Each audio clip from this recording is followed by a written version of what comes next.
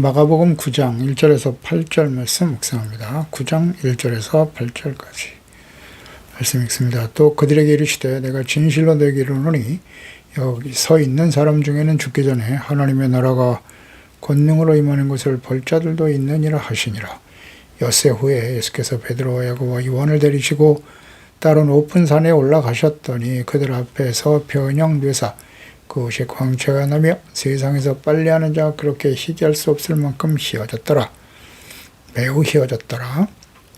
이에 엘리야가 모세와 함께 그들에게 나타나 예수와 더불어 말하거늘 베드로가 예수께 구하여 랍비여 우리가 여기 있는 곳이 좋사오니 우리가 초막 셋을 짓되 하나는 주를 위하여 하나는 모세를 위하여 하나는 엘리야를 위하여 하사이다 하니 이는 그들의 몹시 무서움으로 그가 무슨 말을 할지 알지 못함이더라.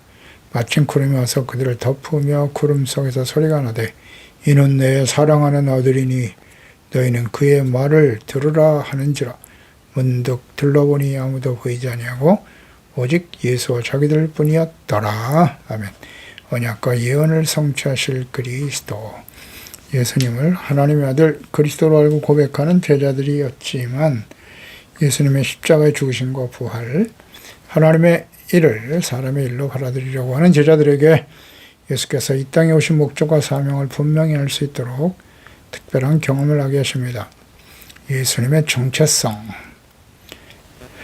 하나님의 아들이신 예수님께 대한 온전한 믿음을 갖게 하기 위해서 베드로와 야고보 요한과 함께 높은 산에 오르셨습니다. 영광스러운 광경을 목격하게 하십니다. 예수께서 모세와 엘리야와 만나 대화하는 광경, 장차 예수께서 당하실 고난과 십자가의 죽으심의 의미가 무엇인지를 깨우쳐 주시려고 하는 목적으로 함께 산에 오르신 것입니다. 예수님의 신성, 하나님의 아들이심과 이 땅에 오신 목적과 사명에 집중하도록 하기 위해서 예수께서는 이제 곧 십자가의 죽으심으로 사명을 완수할 때가 되었음을 하시고 제자들을 집중적으로 가르치시고 훈련시키고 계십니다. 1절에 그들에게 이르되 내가 진실로 너에게 이르노니 여기 서 있는 사람 중에는 죽기 전에 하나님의 나라가 권능으로 임하는 것을 볼 자들도 있다. 예수께서 장차 일어날 일, 즉 산에 올라가서 영광스러운 모습으로 변형되시는 일에 대해서 미리 말씀하십니다. 여기 서 있는 사람 중에 하나님의 나라가 권능으로 임한다. 장차 일어날 일에 대해서 말씀하신 것이죠. 이것을 보게 될 제자들도 있다. 그러니까 제자들 모두가 아니라 바로 이어지는 베드로, 야고보, 요한 이 세 제자들을 데리고 높은 산에서 보게 될 영광의 모습에 대한 말씀을 하신 것입니다. 이 사건 하나님의 나라가 권능으로 임하는 모습이다 라고 하셨어요. 죽기 전에 보게 된다. 이것은 예수께서 십자가에 못 박혀 죽으시기 전에 혹은 개인적으로 죽기 전에 하나님의 나라가 임하는 것을 보게 될 것이다 라는 말씀이에요. 예수 그리스도의 죽으심과 부활을 통해서 이루실 하나님의 나라의 권능을 보게 될 것이다. 하나님의 나라가 권능으로 임한다. 종말론적인 하나님의 나라의 도래가 아니라 예수께서 신령한 하나님의 영광스러운 모습으로 변모하는 일을 통해서 그 예수님의 영광과 신성을 의미하는 말이라고 할 수 있겠죠. 그러니까 예수께서 이 땅에 오신 목적과 사명, 십자가의 죽으심과 부활을 통해서 완성될 하나님의 나라의 복음에 대해서 깨닫게 하시기 위해서 하신 말씀일 것입니다. 엿새 후에 예수께서 베드로와 야고보 요한을 데리고 높은 산에 올라가셨다. 그러니까 예수께서 말씀하신 대로 하나님의 나라가 권능으로 임하게 될 것을 볼 수 있는 기회를 주시기 위해서 베드로와 야고보와 요한을 데리고 높은 산으로 올라가셨다. 이 말씀을 하시는 엿새 후에 실제로 행하십니다. 예수께서는 십자가에 죽으실 때가 가까웠음을 아시고 자신의 죽음과 부활에 대해서 제자들에게 구체적으로 말씀하셨고 제자들을 더욱 훈련시키고 확증시켜 주시기 위해서 제자들과 함께 3명이죠. 증인입니다. 3사람은. 언제나 베드로와 야고보와 요한을 이 3사람을 데리고 중요한 사건의 증인으로 동행하게 하셨던 것입니다. 그들이 보는 앞에서 영광스러운 모습으로 변형이 되십니다. 이것은 예수께서 단순히 사람이 아니라 그들이 입으로 고백한 것과 같이 하나님의 아들, 선지자들을 통해서 예언하신 메시아 그리스도이심을 직접 보여주시기 위해서 변형되신 것입니다. 베드로, 야고보, 요한 이 셋은 이렇게 증인으로 주님과 함께 동행하게 됩니다. 예수께서 사람의 모습이 영광스러운 모습으로 변형되신 그 모습은 어떤 형태였는가? 3절에 옷이 광채가 났다. 세상에 빨래하는 자 그렇게 희귀할 수 없을 만큼 휘어졌더라. 그러니까 세탁을 통해서 희귀할 수 없을 만큼 빛난 광채가 나고 있었다. 영광스러운 모습으로 변화되신 것으로 보여집니다. 그러니까 하나님의 영광이 임하신 모습이었을 것입니다. 초자연적인 성질을 가진 영광스러운 빛, 장차 임하실 그리스도에 대한 예언의 말씀이기도 하고요. 하나님이 임하시니까 사람의 몸으로 오셨지만 그분은 본래 하나님이시거든요. 그러니까 하나님의 영광의 모습으로 잠시 변형되신 것입니다. 다니엘서 7장 9절에 내가 보니 왕자가 놓이고 옛적부터 항상 계시니가 자정하셨는데 그의 옷은 희기가 눈 같더라. 그의 머리털은 깨끗한 양의 털 같고 그의 보좌는 불꽃이고 그의 바퀴는 타오르는 불이더라. 옛적부터 항상 계시니 이 옷이 눈같이 시다고 묘사한 것과 연결돼서 예수님의 신적 영광을 보여주는 것입니다. 이는 장차 있을 십자가의 죽으심과 부활, 승천하시는 그리스도의 영광스러운 모습을 보여준 것이죠. 장차 오실 그리스도, 천국에서 마지막 심판을 앞두고 교회와 그리스도인들에게 말씀하시는 예수님에 대한 사도 요한의 기록에서도 확인할 수 있죠. 계시록 1장 11절 이르되 내가 보는 것을 두루마리에 서서 에베소, 서머나, 버가모, 두아디나, 사데, 빌라델피아, 라오디게 등 7교회에 보내라. 몸을 돌이켜 나에게 말한 음성을 알아보려고 돌이킬 때 7 금촛대를 보았고 촛대 사이에 인자 같은 이가 발에 끌린 옷을 입고 계셨는데 가슴에 금띠를 띠고 그의 머리와 털이 희기가 흰 양털 같고 눈 같으며 그의 눈은 불꽃 같고 이렇게 표현하고 있죠.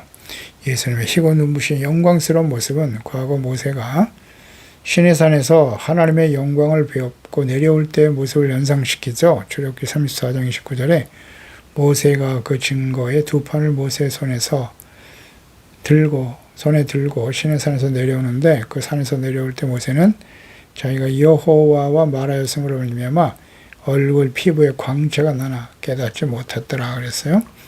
아론과 온 이스라엘 자손이 모세를 볼 때 모세 얼굴 피부에 광채가 남을 보고 그의 가까이 하기를 두려워했다. 그래서 수건으로 자기 얼굴을 가렸다라고 말씀하고 있죠. 그러니까 제자들에게 이처럼 예수님께서 하나님의 그 영광스러운 모습을 보여주신 것입니다. 4절에 엘리야가 모세와 함께 그에게 나와 예수와 더불어 엘리야가 모세와 함께 예수와 더불어 말하거늘. 그러니까 그곳에서 영광스러운 하나님의 아들의 모습으로 변형되신 예수께서 엘리야와 모세와 함께 대화하셨다. 모세는 율법을 대표하고 엘리야는 선지자를 대표하죠. 이는 예수께서 율법과 선지자의 성취자이심을 제자들에게 깨우쳐 주시는 뜻이 있음을 알 수 있습니다. 모세를 통해서 주신 율법과 계명, 예수께서는 이 땅에 오셔서 율법을 폐하러 오신 것이 아니라고 하셨어요. 완성하기 위해서 오셨다. 선지자는 그러니까 율법을 통해서 율법과 계명을 주셨을 뿐만 아니라 제사법도 주셨잖아요. 동물의 피 흘려 드리는 제사를 통한 의의 회복, 이것은 예수 그리스도의 십자가를 나타내는 모형일 뿐이죠. 실체는 예수님이십니다. 화목제물이 되신 예수 그리스도. 그리고 예수님 통해서 이루실 하나님의 나라, 거룩하신 하나님께서 임재하시고 통치하시는 나라, 거룩한 백성이 되도록 하시기 위해서 필요한 율법과 계명, 제사를 통한 속죄의 회복을 말씀하셨는데 이것이 예수님의 십자가를 통해서 완성될 것임을 의미하는 것이고요. 또 약속의 땅 가나안에 들어가기 전에 시내산에서 율법과 계명은 모세를 통해서 직접 기록하게 하시고 말씀하신 것입니다. 마태복음 5장 17절에 내가 율법이나 선지자를 폐하러 온 줄로 생각하지 마라. 폐하러 온 것이 아니고 완전하게 함이라. 천지가 없어지기 전에는 율법의 1점이라도 결코 없어지지 않을 것이다 라고 말씀하셨죠. 네.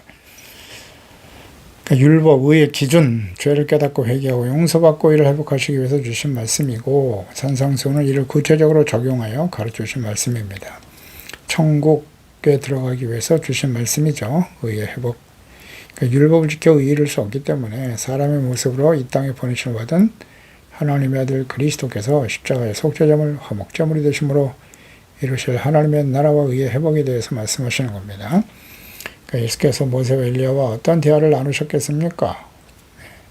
누가복음 9장 31절에는 영광 중에 나타나서 장차 예수께서 예루살렘에서 별세하실 것을 말씀하셨다.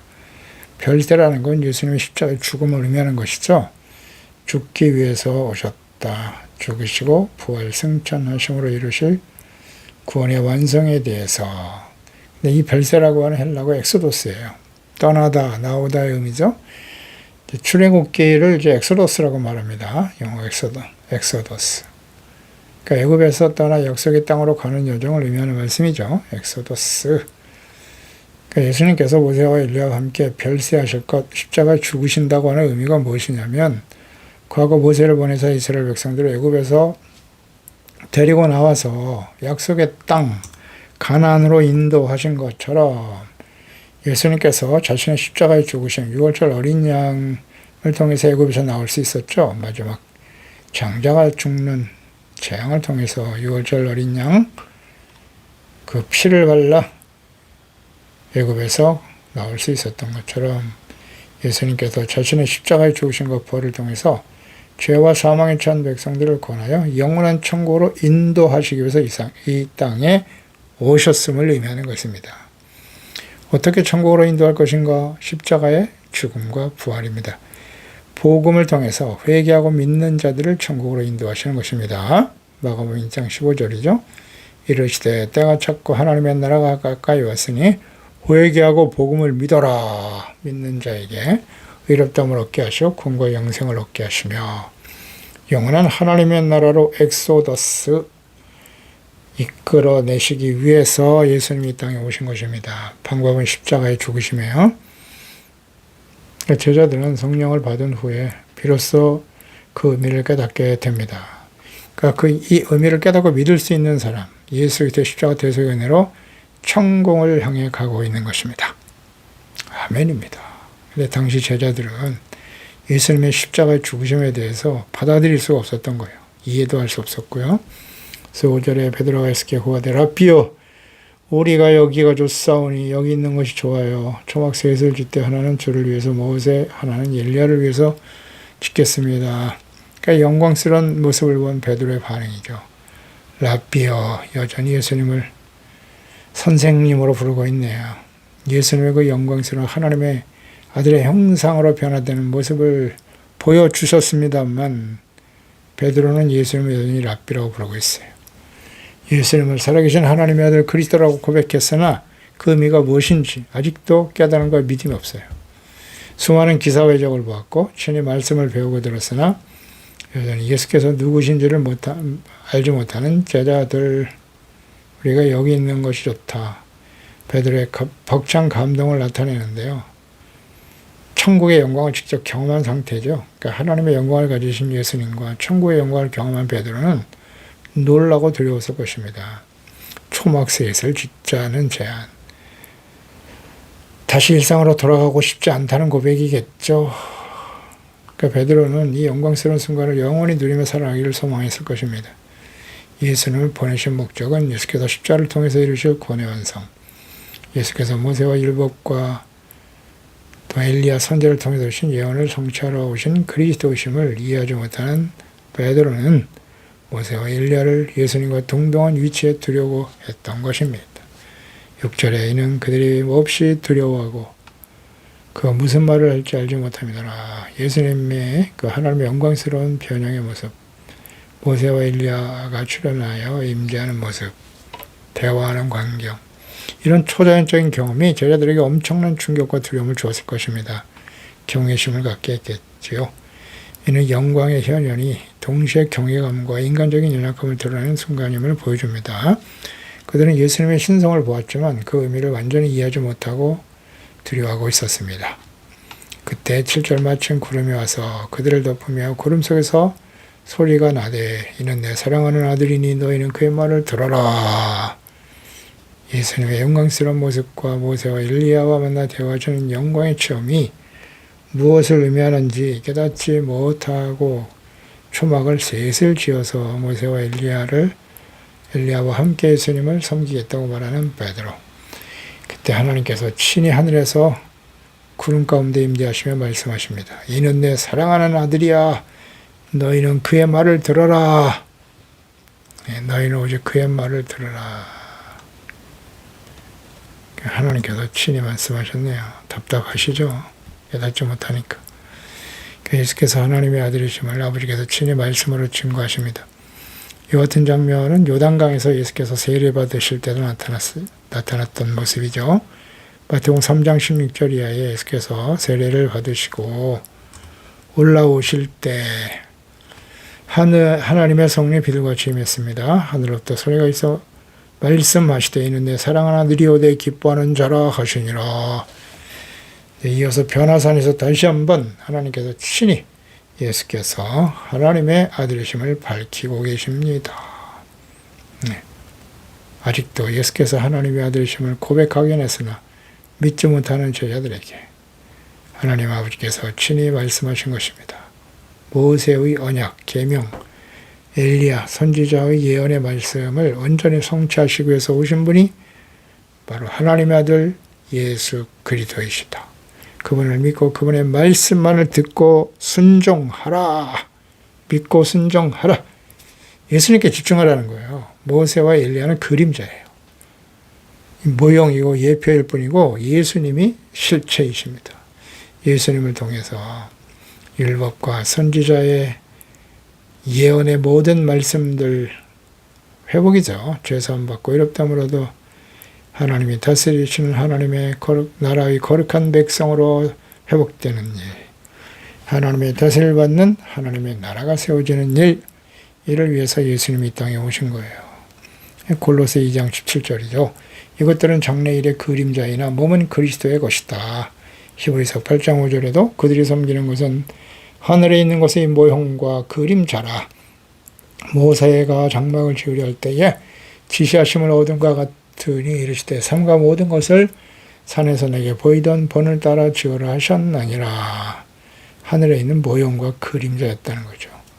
히브리서 10장 1절이죠. 율법은 장차올 좋은 일의 그림자일 뿐이요 참 형상이 아니므로 해마다 드리는 같은 제사로는 나오는 자들을 언제나 온전하게 할 수 없다. 그래서 영원한 화목 제물이 되신 예수 그리스도를 통해서만이 하나님의 거룩한 자녀로 회복될 수 있다는 것이죠. 8절에 문득 들러보니 아무도 보이지 않고 오직 예수와 자기들 뿐이었더라. 더 이상 아무것도 보이지 않았다. 이는 하나님의 음성의 명령에 따라서 모든 구약의 인물들이 사라지죠. 모세와 엘리야는 사라지고 오직 예수님만이 유일한 구원자요. 그분이 메시아고 그분이 하나님의 아들이시고 예수 그리스도를 통해서만이 우리는 죄사함 받고 용서받고 이롭다므로도 구원과 생명을 얻게 되고 하나님 아버지와 함께 하나님의 다스림을 받는 거룩한 하나님의 자녀 백성으로 살아가게 될 것이다. 오직 예수님만이 길이요 진리요 생명이고 예수님을 통하지 않고는 그 누구도 하나님 아버지께 나갈 수 없다. 그 이전에는 모세를 통해서 율법을 통해서 선지자들을 통해서 하나님께 나아갈 수 있다고 생각했는데 그렇지 않다는 거예요. 오직 예수 그리스도께서 하나님의 아들, 하나님 보내신 그리스도이심을 알고 믿는 사람들만이 죄사함 받고 이롭다함을 얻고 영광스러운 하나님의 자녀가 되어 하나님 앞에 서게 되는 것입니다. 모세의 율법을 강조하는 자들, 율법을 지켜 구원에 이른다고 말하는 율법주의자들 다 거짓이죠. 네, 거짓입니다. 오늘 대부분의 이단들이 다 이런 율법주의 이단들이에요. 네. 율법을 지켜 의에 이룰 수 있다고 말하는 사람들이죠. 또 엘리야와 같은 선지자, 예언의 말씀을 자기 마음대로 풀어서 해석하고 그 사람들을 미혹하고 있는 거예요. 오직 예수 그리스도만이 우리의 구원이십니다. 그리스도를 본받고 그리스도와 함께 십자가를 지고 하나님 주님의 말씀 앞에서 죄를 깨닫고 회개하고 용서받고 이롭다함을 얻어 하나님이 다스리시는 거룩한 하나님의 자녀들이 되어 이 약하고 어둡고 패역한 이 세대 속에서 빛의 자녀들로 착함, 의로움, 진실함의 열매를 맺고 주님과 함께 십자가 지고 주님을 따르는 온전한 구원에 참여하는 신실한 믿음의 자녀들이 되어야 할 것입니다. 기도하겠습니다. 하나님 아버지, 오늘도 주의 말씀을 듣습니다. 예수께서 그리스도시며 살아계신 하나님이라고 고백은 했으나 여전히 예수님을 랍비, 선생님으로만 이해하고 있어요. 예수님이 사람의 몸을 가지고 오셨기 때문에 눈에 보이는 사람으로만 이해하려고 하는, 그래서 이 나라의 왕이 되어 우리를 다스려 줄 것을 기대하고 있었던 제자들. 그러나 예수님은 하나님의 아들이십니다. 이것을 다시 한번 확인시켜 주기 위해서 높은 산에 올라가 하나님의 거룩하신 모습으로 변화되고 모세와 엘리야를 만나 별세하실 것, 즉 십자가의 죽으심을 통해서 이루실 하나님의 나라, 믿는 자들을 구원하여 영원한 하나님의 나라로 인도하실 일에 대해서 함께 나누셨다는 거죠. 대화를 나눴다. 그런데 제자들은 그 의미가 무엇인가를 전혀 이해하지 못하고 눈에 보이는 신비한 현상에만 심취하고 있었다는 것이죠. 그렇습니다. 예수님은 사람의 몸을 가지고 이 땅에 오셨으나 그분은 영광스러운 하나님의 아들이셨습니다. 그분이 왜 죄 없으신 하나님의 아들이 십자가에 죽으셔야 했는가? 그 십자가의 죽으심의 의미가 무엇인가를 바르게 믿고 깨달아 이제는 예수 그리스도의 십자가를 통해서 이루신 구원의 은혜, 과거 율법을 통해서 또 선지자들의 예언을 통해서 모든 약속하신 말씀들이 그리스도로 말미암아 이루어졌음을 확신하고 그리스도를 본받고 따르고 오직 길이요 진리요 생명 되신 예수 그리스도만을 믿고 순종하며 따름으로써 영광스러운 모습으로 영원하신 하나님의 나라에 서게 될 수 있는 우리 모두가 되게 하여 주시옵소서. 예수님의 이름으로 기도드리옵나이다. 아멘.